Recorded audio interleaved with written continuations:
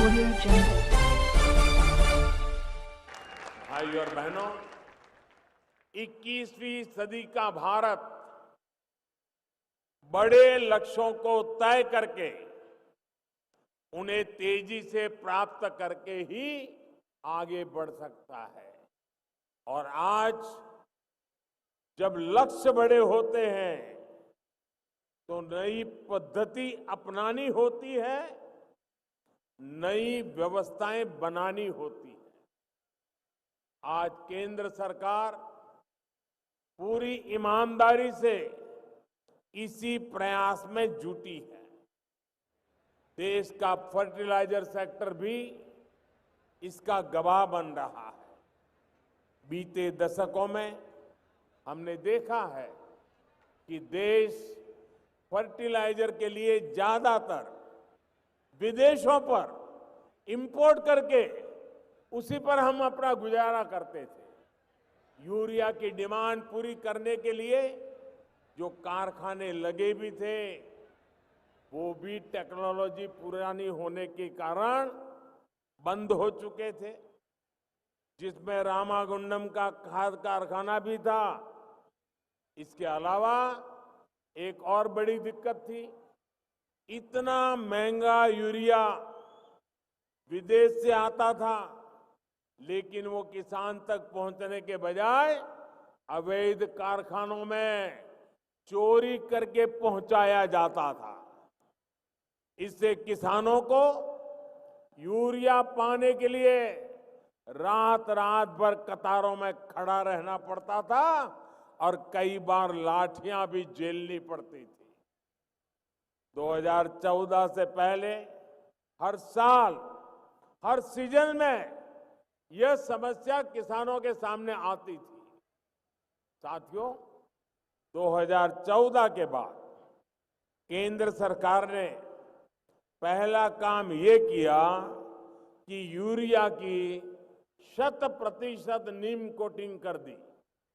इससे यूरिया की काला बाजारी रुक गई।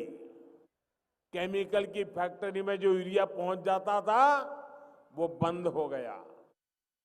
खेत में कितना यूरिया डालना है, ये पता करने के लिए भी किसान के पास बहुत सुविधा नहीं थी, रास्ते नहीं थे। इसलिए हमने किसानों को सॉइल हेल्थ कार्ड इस देने का पूरे देश में अभियान किया। सॉइल हेल्थ कार्ड मिलने से किसान को ये जानकारी मिली कि भाई, अगर हमें उपज बढ़ानी है तो बेवजह यूरिया के उपयोग की जरूरत नहीं है। उसको मिट्टी के स्वभाव का पता चलने लगा। साथियों, एक बहुत बड़ा काम हमने यूरिया में आत्मनिर्भरता को लेकर शुरू किया। इसके लिए देश के जो 5 बड़े खाद कारखाने बरसों से बंद पड़े थे, उनको फिर से शुरू करना जरूरी था। अब आज देखिए, यूपी के गोरखपुर में खाद उत्पादन शुरू हो चुका है। रामागुंडम खाद कारखाने का भी लोकार्पण हो गया है। जब ये 5 कारखाने चालू हो जाएंगे तो देश को 60 लाख टन यूरिया मिलने लगेगा। यानी हजारों करोड़ रुपए विदेश जाने से बचेंगे और किसानों को यूरिया और आसानी से मिलेगा। रामागुंडम खाद कारखाने से तेलंगाना के साथ ही आंध्र प्रदेश, कर्नाटका, छत्तीसगढ़ और महाराष्ट्र के किसानों को भी मदद मिलेगी। इस प्लांट की वजह से इसके आसपास दूसरे बिजनेस के अवसर बनेंगे। लॉजिस्टिक और ट्रांसपोर्ट से जुड़े काम खुलेंगे। यानी 6,000 करोड़ रुपए जो केंद्र सरकार ने यहां निवेश किया है, इससे कई हजार करोड़ का लाभ तेलंगाना के नौजवानों को होने वाला है। साथियों, जब देश विकास करता है, विकास के कार्यों में गति आती है, तो कई बार राजनीतिक स्वार्थ के लिए कुछ विकृत मानस वाले लोग, कुछ ताकतें अपना अफवाह तंत्र, रूमर्स, अफवाह तंत्र चलाने लगती है, लोगों को भड़काने लगती है। तेलंगाना में ऐसी ही अफवाहें आजकल सिंगारेणी कोयलरीज कंपनी लिमिटेड SCCL और विभिन्न कोल माइंस को लेकर उड़ाई जा रही है। और मैंने सुना है हैदराबाद से उसको हवा दी जा रही है, उसमें नए नए रंग भरे जा रहे हैं। मैं आज जब आपके बीच आया हूं तो मैं कुछ जानकारी आपको देना चाहता हूं, कुछ फैक्ट्स आपके सामने रखना चाहता हूं, कुछ तथ्य आपको बताना चाहता हूं।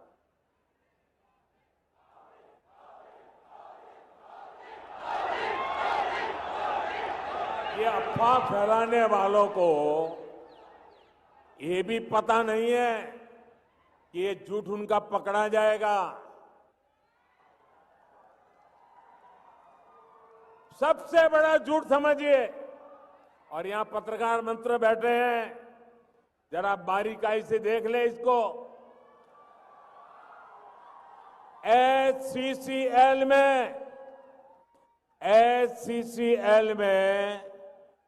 51% भागीदारी ये तेलंगाना की राज्य सरकार की है,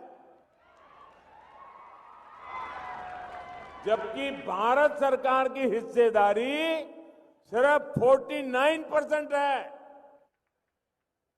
SCCL के निजीकरण से जुड़ा कोई भी फैसला केंद्र सरकार अपने स्तर पर कर ही नहीं सकती है।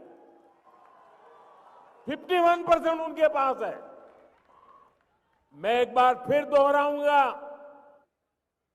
SCCL के प्राइवेटाइजेशन का कोई प्रस्ताव केंद्र सरकार के पास विचाराधीन नहीं है और न ही केंद्र सरकार का कोई इरादा है। और इसलिए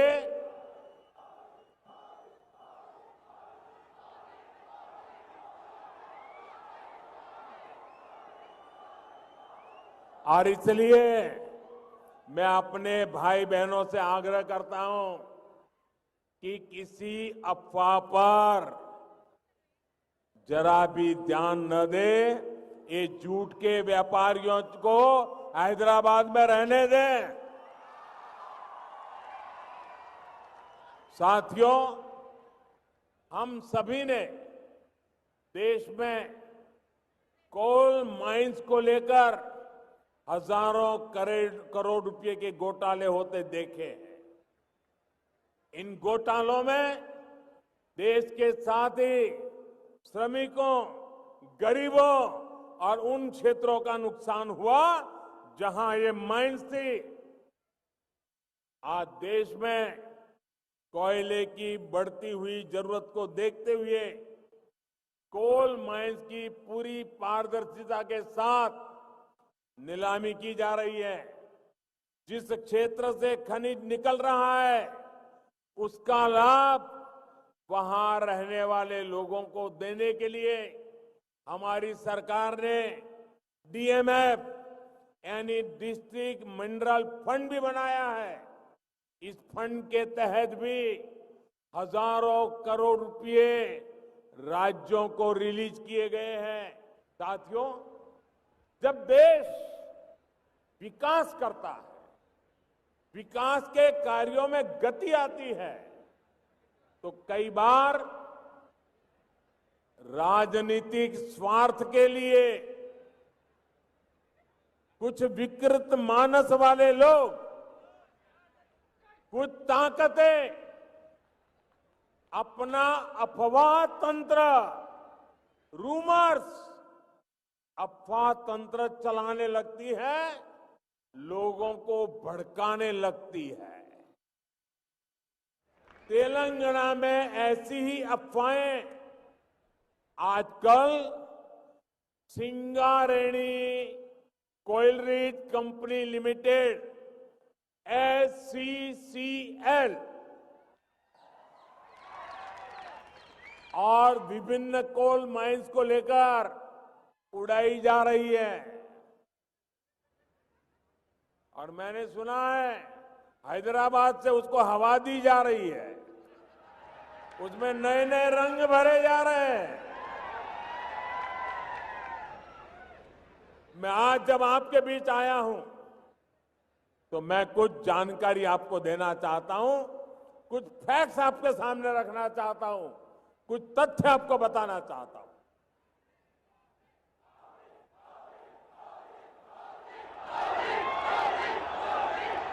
ये अफवाह फैलाने वालों को ये भी पता नहीं है कि ये झूठ उनका पकड़ा जाएगा। सबसे बड़ा झूठ समझिए, और यहां पत्रकार मित्र बैठे हैं, जरा बारीकाई से देख ले इसको। SCCL में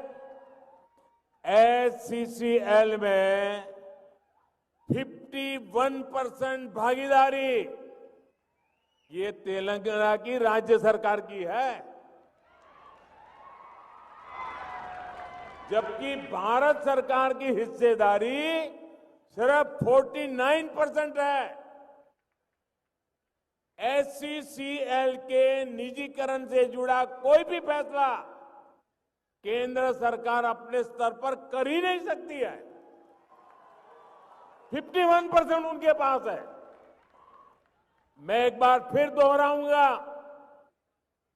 SCCL के प्राइवेटाइजेशन का कोई प्रस्ताव केंद्र सरकार के पास विचाराधीन नहीं है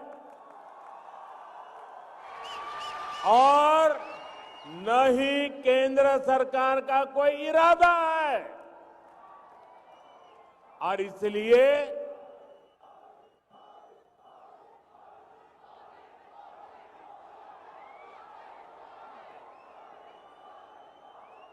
इसलिए मैं अपने भाई बहनों से आग्रह करता हूं कि किसी अफवाह पर जरा भी ध्यान न दे।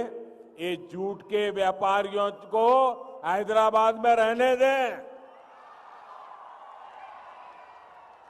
साथियों, हम सभी ने देश में कोल माइंस को लेकर हजारों करोड़ रुपए के घोटाले होते देखे हैं।